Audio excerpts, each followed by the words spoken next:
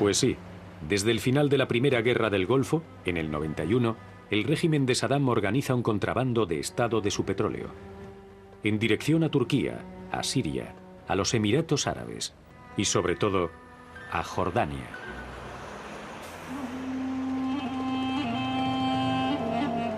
Centenares de camiones unen Bagdad con Amán, un contrabando que prosigue todavía hoy, como constatamos en este nudo de carreteras que une ambas capitales. Antes de la guerra, todo el petróleo que había en Jordania venía de Irak. Desde el primer día de bombardeo sobre Bagdad se interrumpió la importación. Mientras Saddam estuvo en el poder hasta 2003, íbamos a buscarlo a Irak.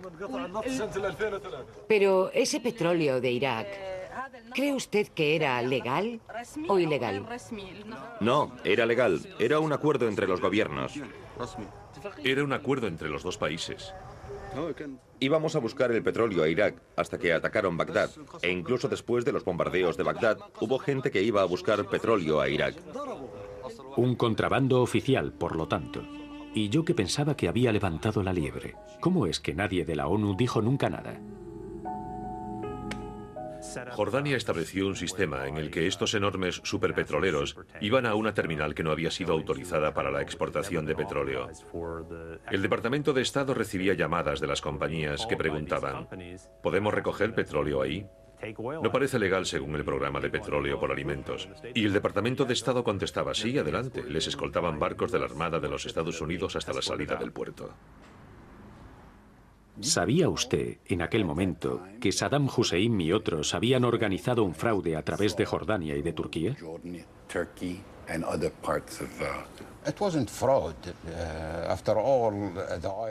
No era un fraude. Después de todo, el petróleo era iraquí. Y si había contrabando de petróleo iraquí a través de Jordania o del Golfo, creo que era una empresa legítima que se llevaba a cabo en nombre del gobierno. No olviden que el pueblo iraquí, unos 20 millones, no podía sobrevivir solo con comida y medicinas. Por eso el gobierno tuvo que encontrar medios para ampliar sus ingresos y poder cumplir las necesidades básicas de la población. Pero ¿sabía usted que era un contrabando organizado? No es contrabando si son sus propiedades. ¿Tenían ustedes claro que las Naciones Unidas básicamente estaban de acuerdo? Bueno, no solo las Naciones Unidas, creo que incluso las armadas occidentales lo sabían. Simplemente les entregaban regalos y dejaban pasar a los barcos. Después de todo, el petróleo no se vende a escondidas. No puedes ocultar un barril de petróleo, especialmente si son millones de barriles de petróleo.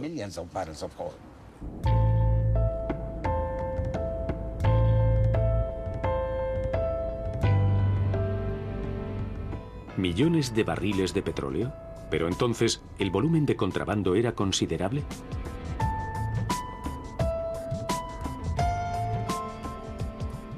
En Bâle, Suiza, he venido en busca de una aclaración a casa de Mark Pitt, profesor de Derecho y una autoridad en el tema de la delincuencia financiera.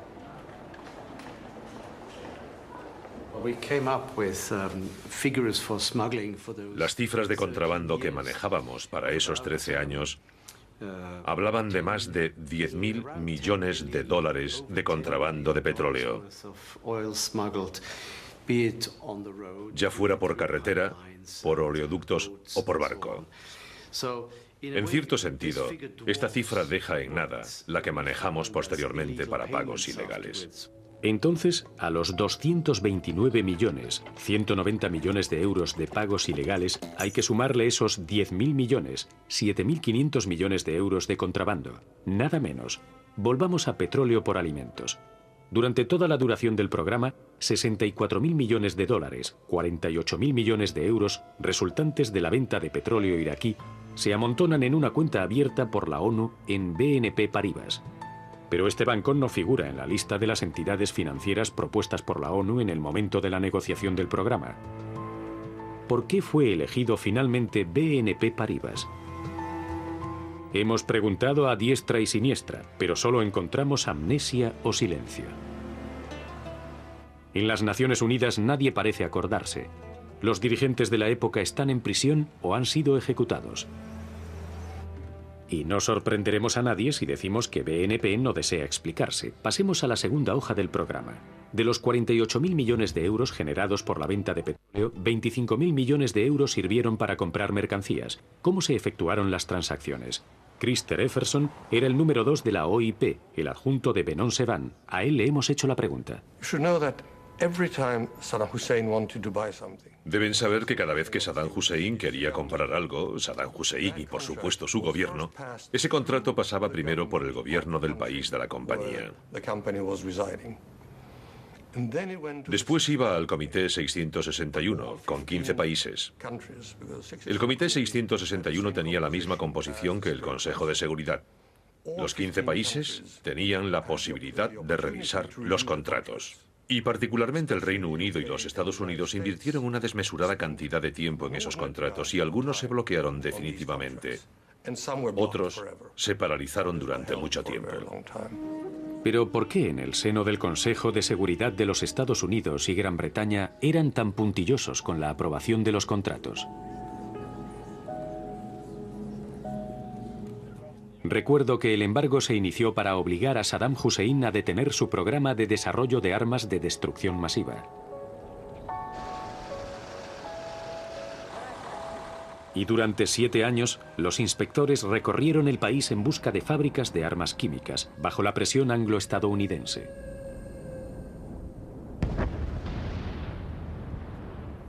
Cuando se dieron cuenta de que el Consejo de Seguridad estaba paralizando muchos contratos, ¿cómo reaccionaron? Estábamos indignados. Imagínenselo. Estábamos negociando un programa de petróleo por alimentos por fases de 6 meses. Y entonces objetos, recursos que necesitábamos, sufrían retrasos desmedidos. Finalmente tuvimos documentos en nuestras manos que sugerían que estos objetos podrían haber llegado y que estaban bloqueados por el comité. Invariablemente, por cierto, y eso no me hace antibritánico ni antiestadounidense, era un hecho que estos dos gobiernos retenían suministros de vital importancia para el pueblo iraquí. Estábamos indignados. En agosto de 2002, hablábamos de más de 5.000 millones de dólares en medicinas y otros productos humanitarios muy necesarios. Deme ejemplos de productos que no pudieron pasar.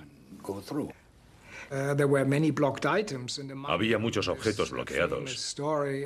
Entre ellos está la famosa historia del bloqueo a la importación de varios millones de lápices, porque los lápices contienen grafito, y si reúnes el grafito suficiente, puedes fabricar una bomba letal.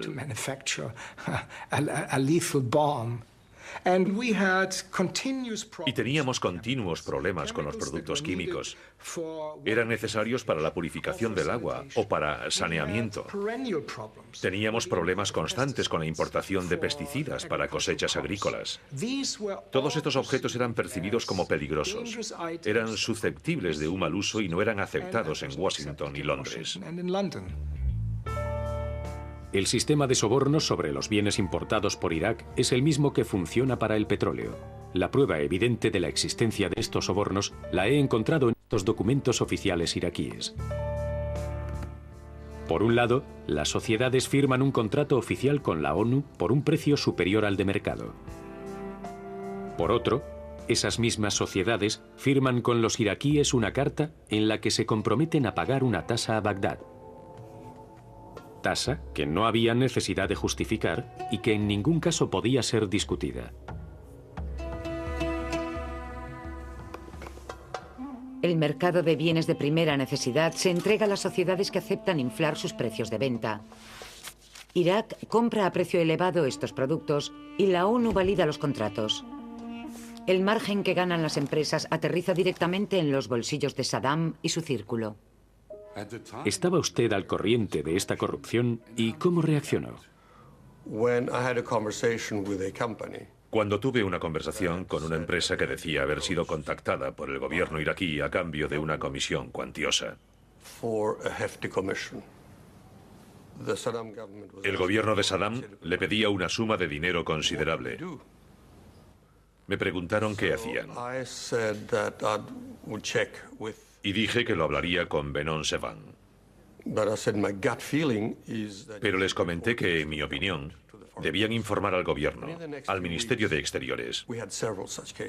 Y en las semanas siguientes tuvimos varios casos así. Ocurrió en Austria y en otros países que no quisieron cerrar tratos debido a todo esto. Y descubrí que Benon se mostraba innecesariamente reticente a ir al Consejo.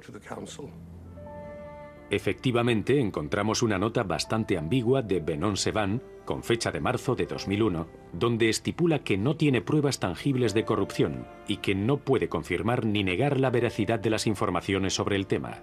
¿Raro?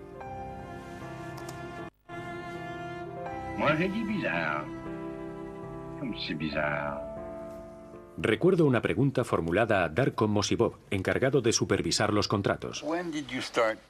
¿Cuándo empezó a darse cuenta de que había sobornos? No puedo decir una fecha, pero sí un periodo aproximado, y creo que fue durante la fase 8 o 9, en el año 2000, cuando oí hablar por primera vez de esa posibilidad. ¿Se refiere a los sobornos? Sí. ¿Cómo reaccionó usted personalmente?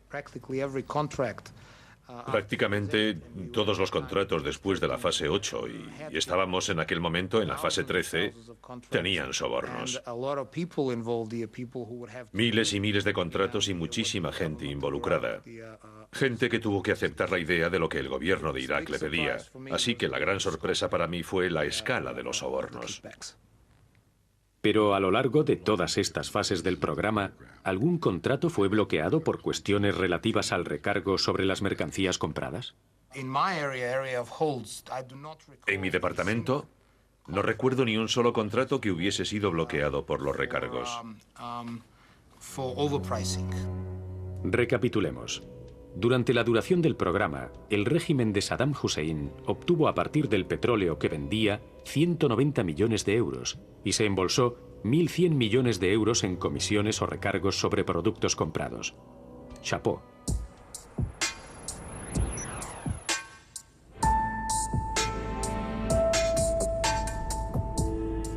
¿Y quiénes son los grandes beneficiados de este fraude? Todas las empresas y personalidades que se han beneficiado del programa, por supuesto. Evidentemente, el propio Saddam Hussein y los centenares de miembros del partido Baas que formaban su corte. Una corte que disfrutó de días felices en el Golfo Pérsico en esta ciudad de Dubái. Allí hemos encontrado, entre otros, a un joven varón del régimen, Mohamed Awad, que además era amigo de Uday, el hijo asesinado de Saddam Hussein. ¿Sabe usted que la prensa internacional ha escrito que Saddam Hussein y sus dos hijos desviaron a lo largo de los años muchísimo dinero del programa? Con relación al discurso de la prensa, que pretendía que Saddam y sus hijos tenían bienes y cuentas bancarias en el extranjero, eso es falso. No se ha encontrado nada a su nombre, ni en el interior del país, ni en el extranjero.